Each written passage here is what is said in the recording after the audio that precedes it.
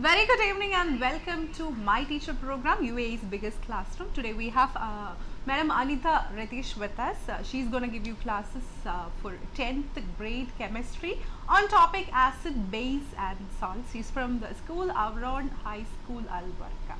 So students, at any point of time, if you feel some, if you want some clarifications or you feel some doubts or anything, you can call us. You can see a number which is displayed down the screen. You can call in that number or message to 3939 or info@ntvua.com. that I can write it there. You can mail to that email ID.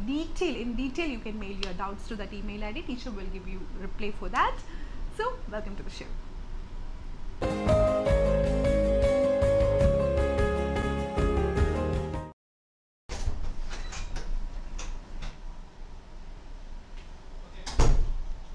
Good evening everybody.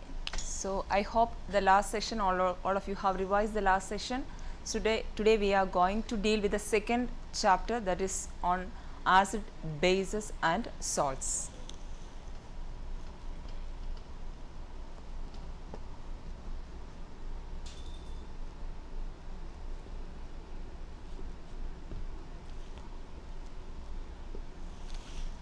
On the basis of the chemical properties, all the compounds are divided into basically three. They are acids, bases and salts. So first of all, we will deal with acids.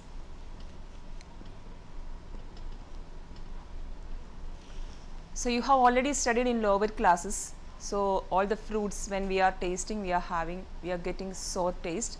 So the substances which are having sour taste, generally we are considered as acid, and that is also we are considering as one of the physical property of the acid. Acids are having sour taste.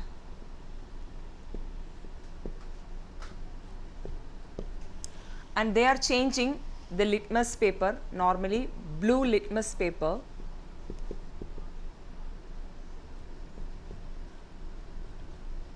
into a red color. As all of you know, they are corrosive in nature and they are very good conductors of electricity. And now we have to think, so I will write the formula of some of the acid. HCl, that's hydrochloric acid. H2SO4, that's sulfuric acid. HNO3, it's a nitric acid. So out of these three acids, this is only examples of some of the acids. So when you are looking into the formula of these acids, we can see this hydrogen is a common factor in all the acids. So that is one of the most important property. That means normally the acids are considered to be the substance which can produce H plus ion, that is hydrogen ion. So they are generally called as acid. On the basis of the production of this H plus ion, we are categorizing acid as two: strong acids and weak acid.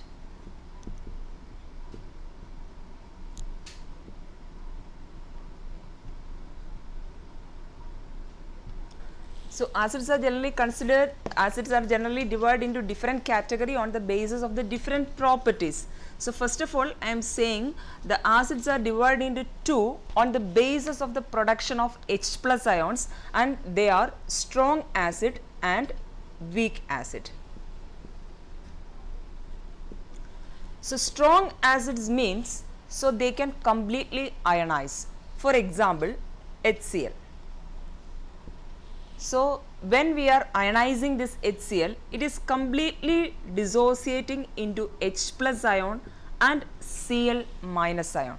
So the complete dissociation of that particular acid is taking place. Such acids are called strong acid. So completely dissociating into H plus ion and their corresponding negative ions, they are known as strong acid. On the other hand, CH3COOH. So this is acetic acid. So this is when we are looking,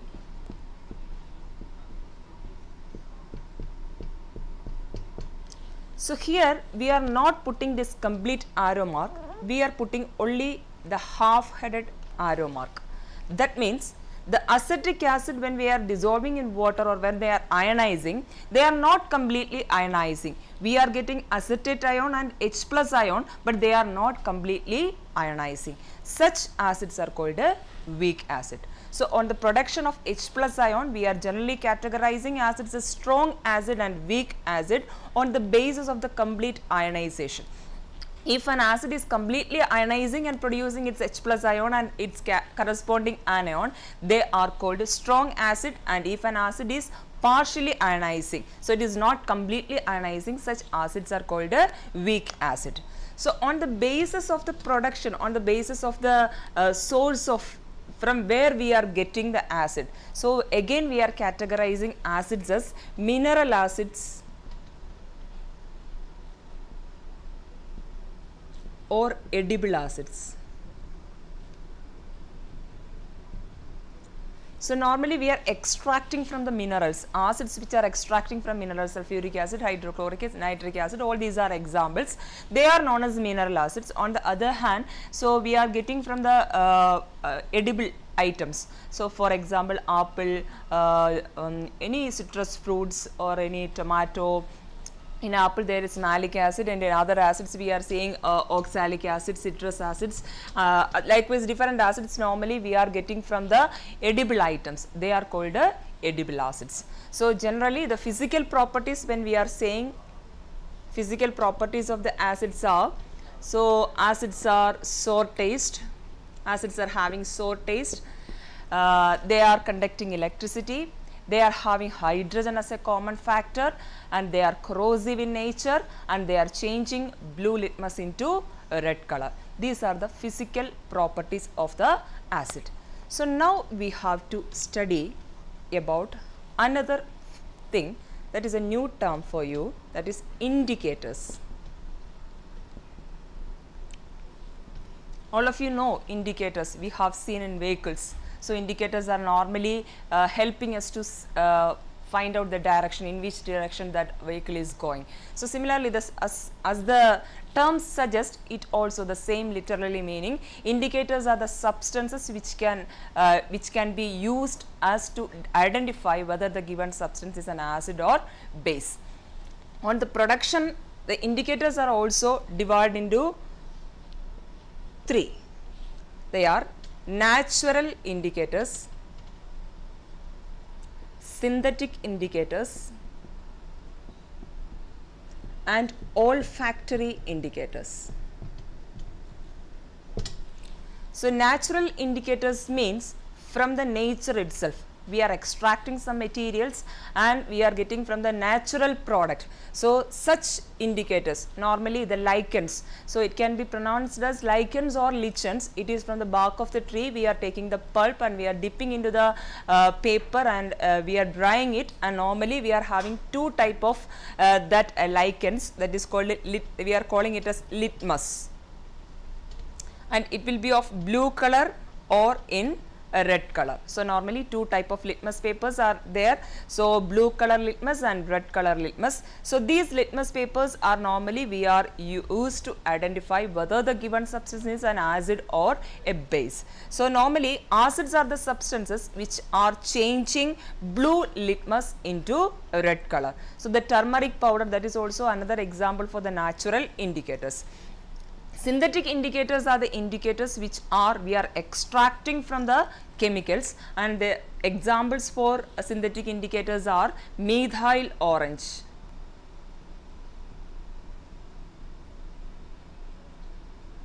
and phenolphthalein.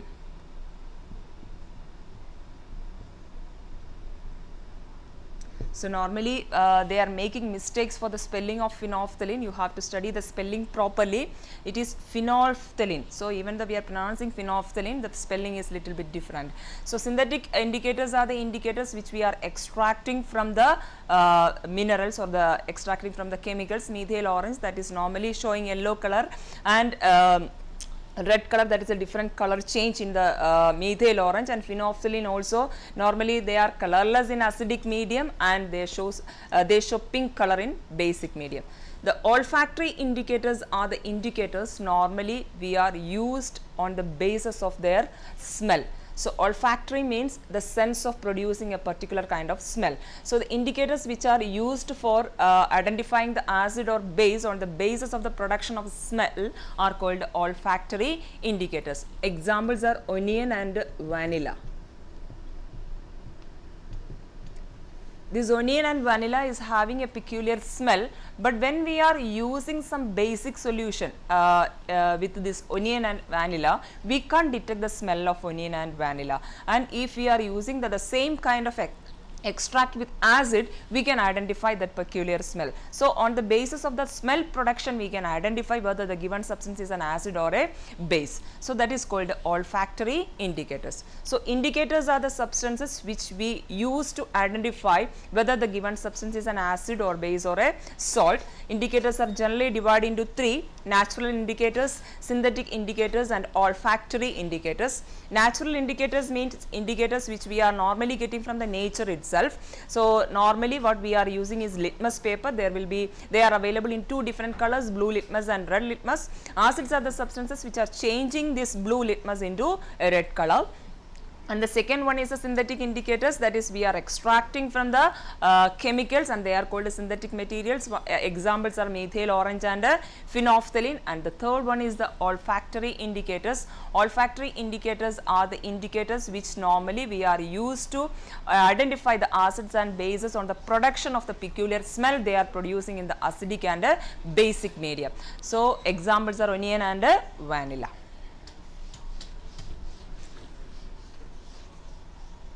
Now we will move to the concentration of the acid.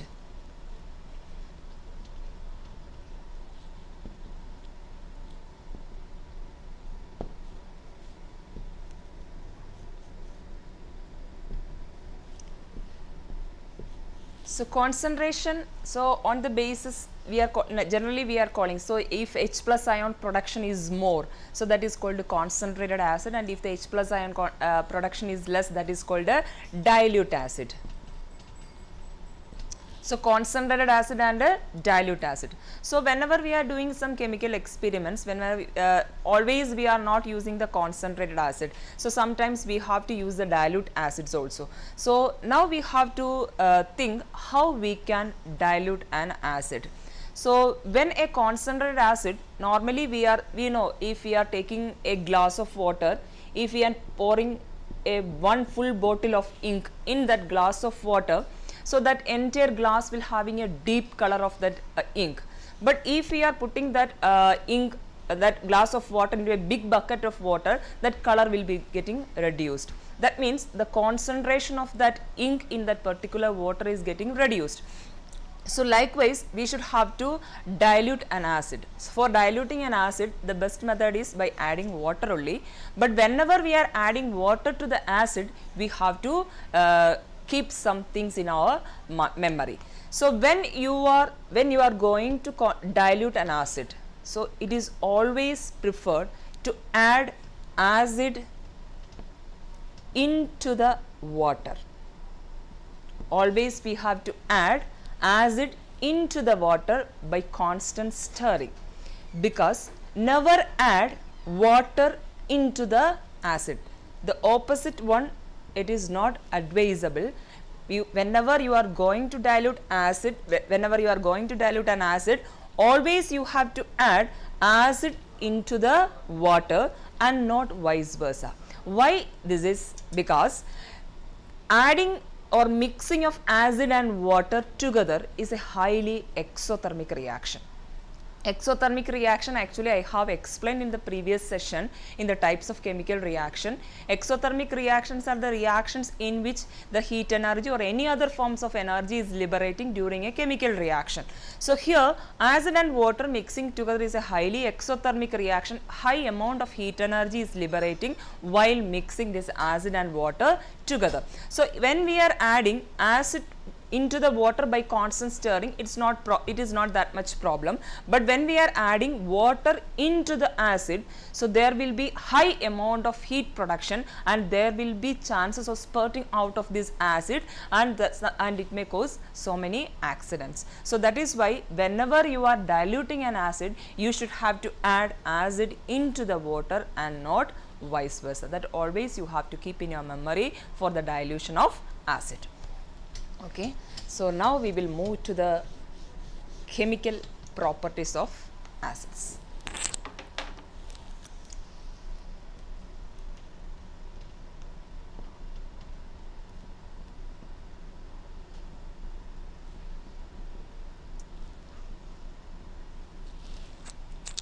So, first one, when an acid is reacting with a metal, that means acids and metals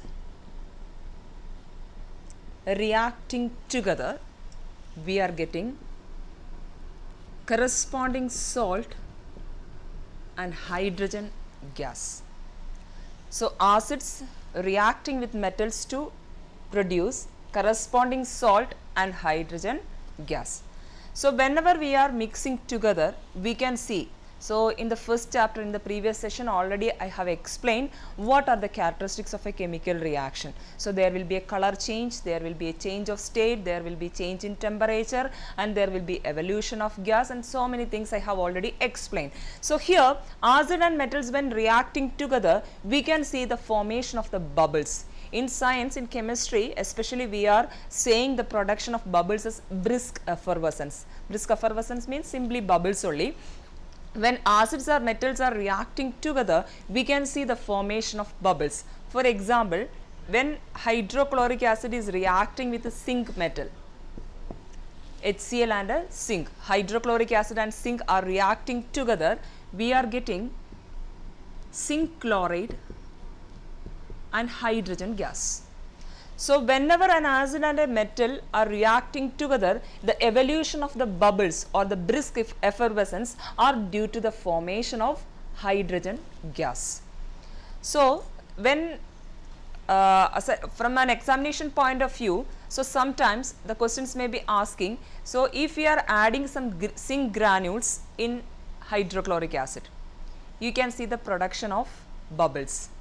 So, identify the gas. How will you identify the gas? That will be the generally they are asking the question during the exams. So, hydrochloric acid and zinc are reacting together, we are getting zinc chloride and a hydrogen gas. So, I told you whenever there is a formation of gas, there will be the formation of bubbles or the brisk effervescence. So, the formation of hydrogen gas can be detected by bringing a burning splinter or a matchstick near the mouth of the test tube. So, that will be put off with a pop sound or burn with a pop sound. So, the production of the pop sound indicates that the gas or the bubbles produced is because of the hydrogen gas. So, this is the first chemical property. Whenever acids are reacting together, reacting with metals, they are forming their corresponding salt and hydrogen gas. So, this is one example also, hydrochloric acid.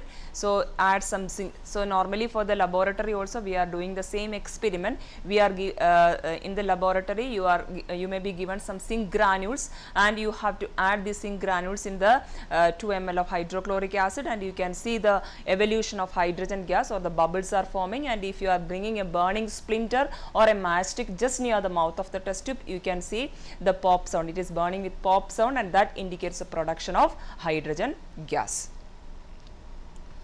So, second one, when acids react with metal carbonate.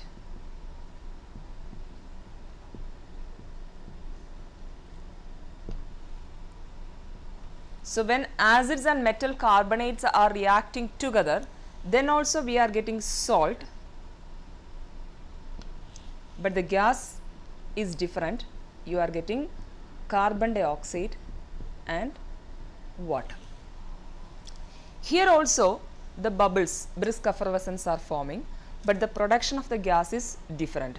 So, when an acid and a metal reacting together, brisk effervescence or bubbles are formed by the production of hydrogen gas. On the other hand, when acids are reacting with metal carbonate, the brisk effervescence or the bubbles are due to the production of carbon dioxide gas. So, this can be detected, that is also you have studied in the previous chapter. So, the production of carbon dioxide can be detected by passing this gas to the lime water. So, lime water means calcium hydroxide. This is called a lime water. So, if we are passing carbon dioxide to the lime water, we can see the lime water is a clear water. So, normal we can't identify as a normal water. When we are looking lime water, we can see as a normal water, and when we are passing this carbon dioxide to the lime water, this lime water is changing into a milky color, and due to the formation of calcium carbonate.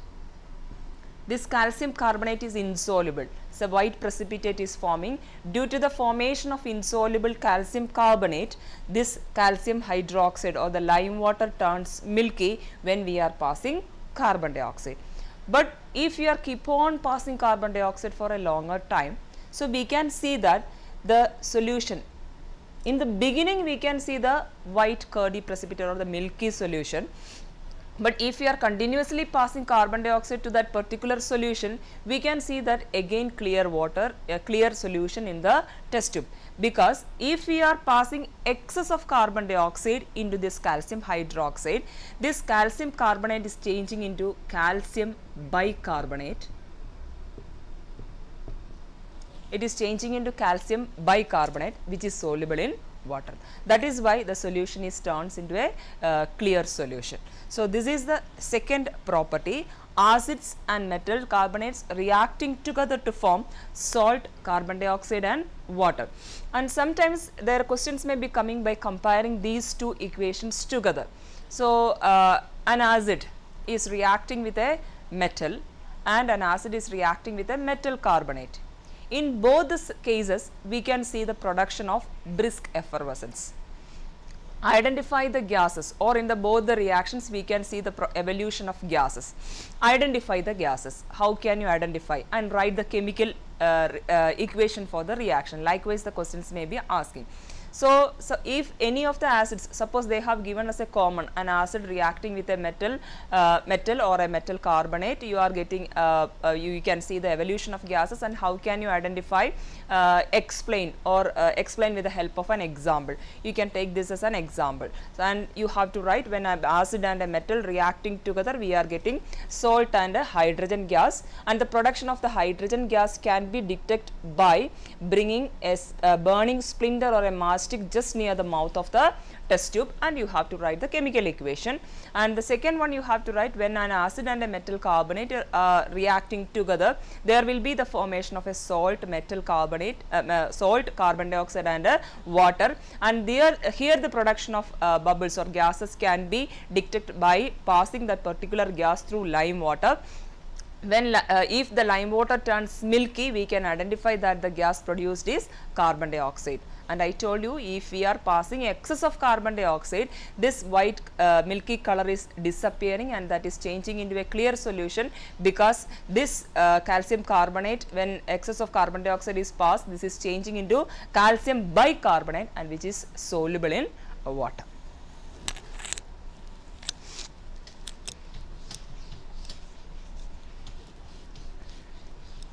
And the same thing happens when acid reacts with metal bicarbonate. Metal bicarbonates or metal hydrogen carbonate, both are same. So, when acids and metal bicarbonates or metal hydrogen carbonates are reacting together, we are getting the same products, salt, carbon dioxide and water. So, same thing is happening, and the product will be changing on the, or the salt will be changing on the according to the substance we are taking. So, we can write as metal carbonate or metal bicarbonate. So, when an acid reacts with metal carbonate or metal bicarbonate, the products are same, corresponding salt, carbon dioxide and water. And the fourth one, acids and bases reacting together.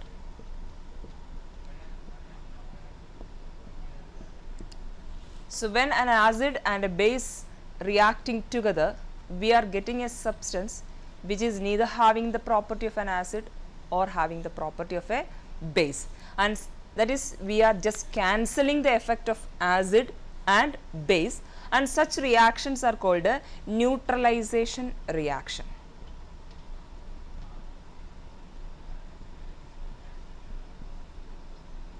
Neutralization reaction, and acid and bases reacting together to form corresponding salt and water.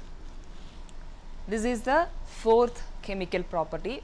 First one was acids reacting with metal to form corresponding salt and hydrogen gas, and the second one acids reacting with metal carbonate to form salt, carbon dioxide and water. Third one, acids reacting with metal bicarbonate or metal hydrogen carbonate to form salt, carbon dioxide and water. And the fourth one, acid and bases reacting together to form a salt, corresponding salt and water, and this reaction is called neutralization reaction, because when an acid and a base reacting together, we are getting a product which is neither having the property of an acid nor having the property of a base, and that is why it is called neutralization reaction. Then the next one, when acids react with metal oxides.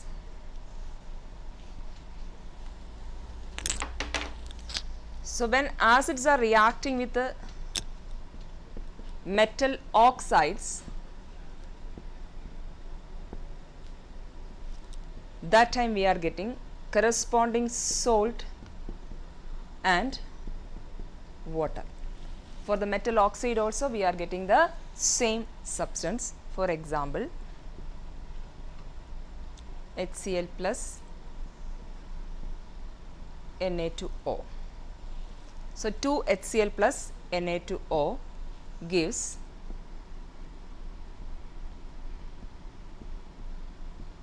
NaCl plus H2O.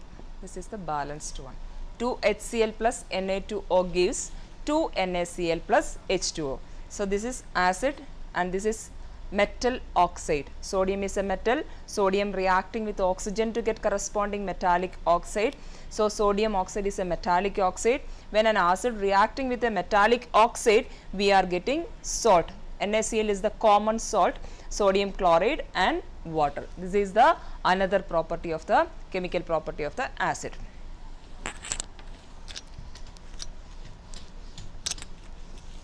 So, once again I will sum up just the physical properties and the chemical properties of the acids.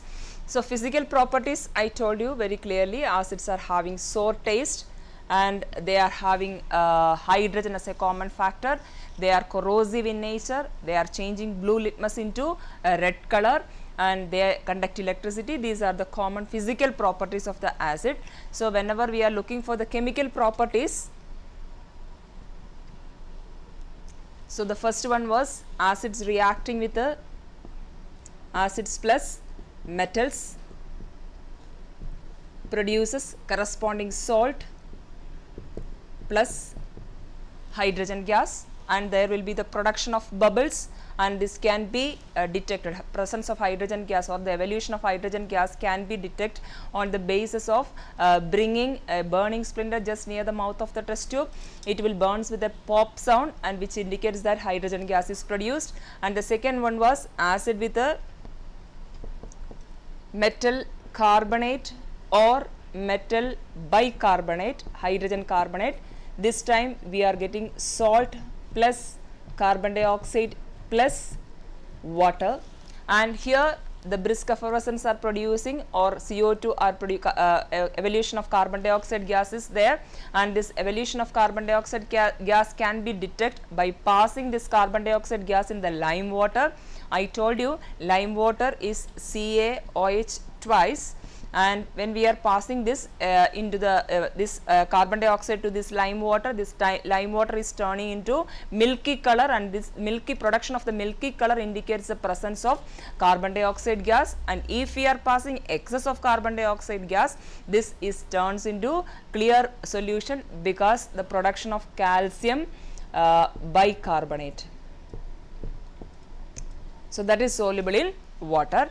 And metal carbonate and metal bicarbonate, and the third one was an acid and bases reacting together to form a salt and water, that is it is having neither the property of acid nor having the property of the base, and such reactions are called a neutralization reaction.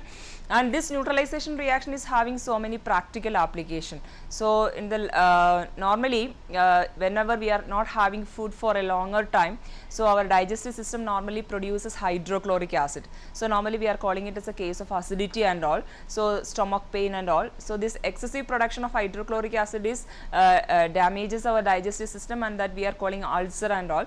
So whenever we are having, you have seen the advertisement Gelusil, Pudinhara, likewise so many Eno, likewise so many advertisement you have seen in the TV, and we are taking such kind of medicines whenever we are having such problem, because the production of that is actually the practical application of neutralization reaction.